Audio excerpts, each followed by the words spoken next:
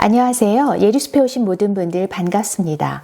오늘도 제가 일상에서 반짝하고 빛비춤 받은 순간들에 대한 얘기부터 해볼게요. 내 일상의 반짝 모멘트 코너입니다.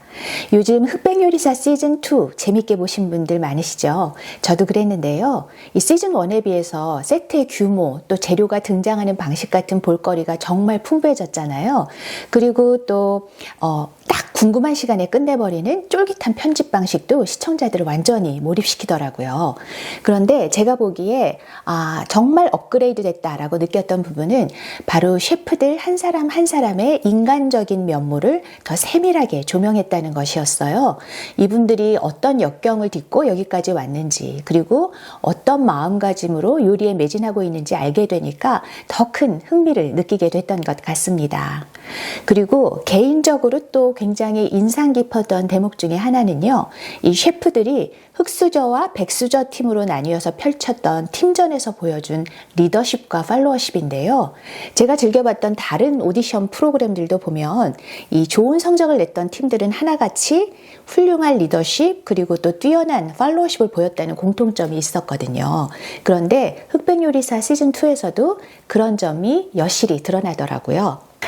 먼저 오징어와 참외를 주제로 했던 팀전 1라운드에서는 이 백수저 팀의 후덕죽 셰프님의 팔로워십이 돋보였습니다. 이분이 이 백수저 팀은 물론이고 전체 참가자 중에서 가장 최고령이시잖아요.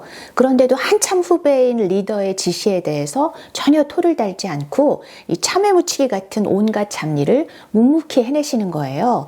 그 모습을 보고 젊은 세대들까지 열광하면서 지금 엄청난 팬덤을 누리고 계신데요. 제가 그런 현상을 지켜보면서 이분이 정말 이 시대가 필요로 하는 멋진 어른의 모습을 보여주셨구나 하는 생각이 들었습니다. 그런가 하면 닭고기와 명란을 주제로 했던 2라운드에서는 이 흑수저팀 요리 괴물의 리더십이 저는 발군이었다고 생각을 해요. 정말 세밀하게 동선을 짜서 시간 낭비가 없도록 했고요. 또 팀원들 한 사람 한 사람이 최선을 다할 수 있는, 잘할 수 있는 역할을 부여하는 것도 바람직한 면모로서 손색이 없었다고 생각을 합니다.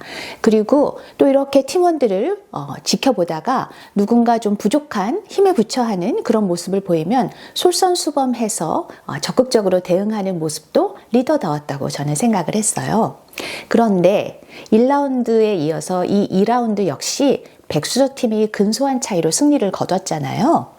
당시 백수저 팀에서는 이 프랑스 요리 대가인 박효남 셰프가 이 가장 중요한 소스 제조 같은 그런 중요한 부분을 맡아서 중심을 잡았고요. 나머지 팀원들은 자기 자신보다는 팀을 앞세우는 그런 팔로워십을 선보인 게 눈길을 끌었습니다.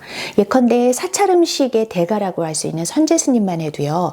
본인이 닭고기나 명란 손질을 맡을 수는 없잖아요. 그렇지만 내가 팀원으로서 할 일은 하겠다라면서 야채 손질을 도맡으셨는데요.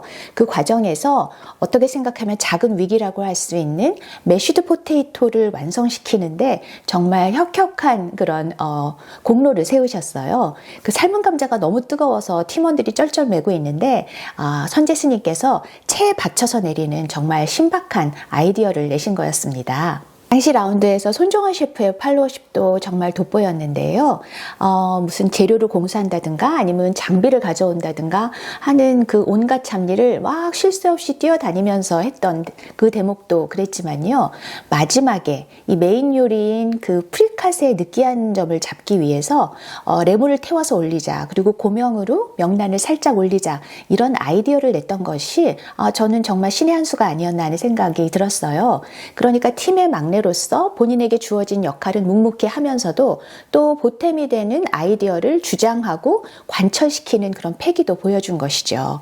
네, 그래서 마지막에 보면 안성재 심사위원이 이 백수저 팀 요리의 장점으로 딱 두 가지를 꼽았거든요. 태운 레몬과 명란 고명. 네, 이 부분만 봐도 손종원 셰프가 당시 라운드에서 승리를 견인하는데 1등 공신 역할을 했다는 걸 알 수 있습니다. 결국 좀 위기가 있긴 했지만은 백수저 팀이 팀전에서 최종 승리를 거둘 수 있었던 것은 이렇게 뛰어난 리더십 그리고 훌륭한 팔로워십이 조화를 이루어서 멋진 팀워크를 구축한 데 있지 않았나 하는 생각을 하고 있습니다. 네, 지금부터 숲에 묻고 숲이 답하다 코너를 진행해 볼게요.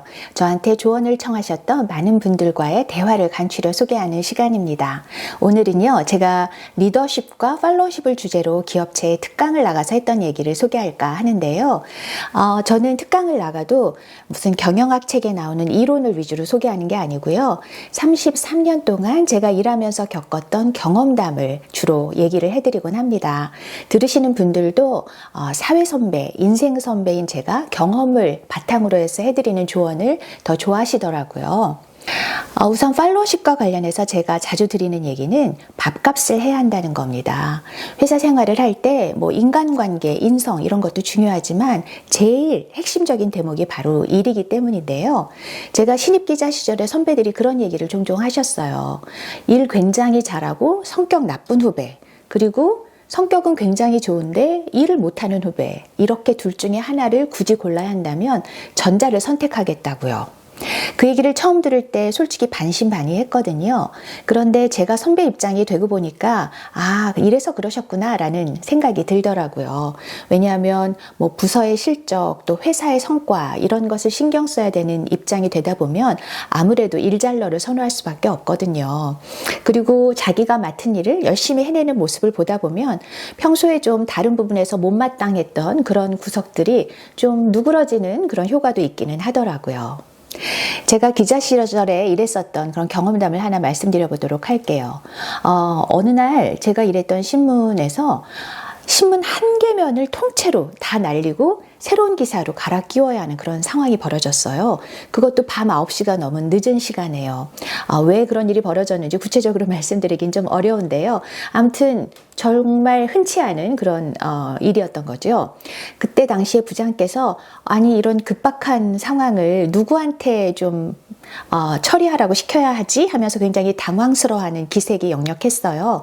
근데 그 모습을 보다가 제가 번쩍 손을 들고 말았습니다.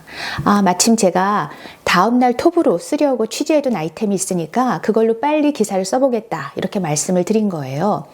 솔직히 제가 회사 생활하면서 내내 윗사람들한테 쓴소리를 좀 하는 편이었거든요. 제 딴에는 회사를 위하고 또 동료들을 위한 일이라고 생각하지만 아마 못마땅하게 여기신 분들도 많으셨을 거예요.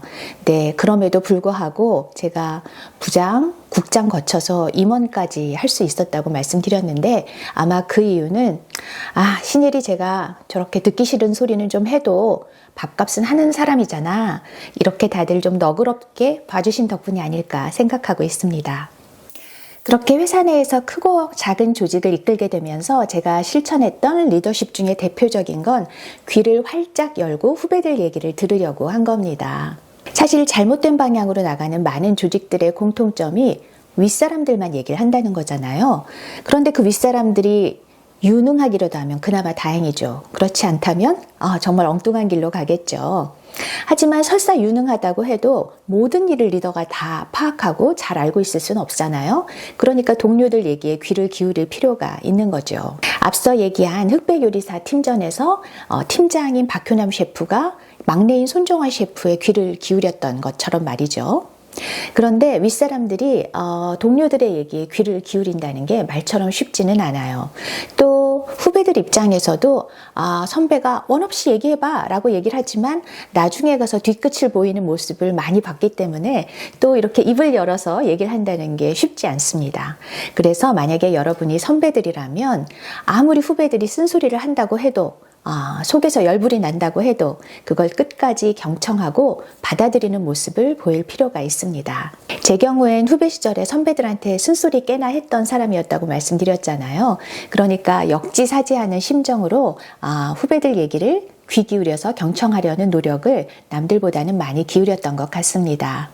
제가 기울였던 노력 중에 한 가지가 바로 방문을 활짝 여는 거였어요. 되게 윗사람들 방문은 꽉 닫혀있기 마련이잖아요.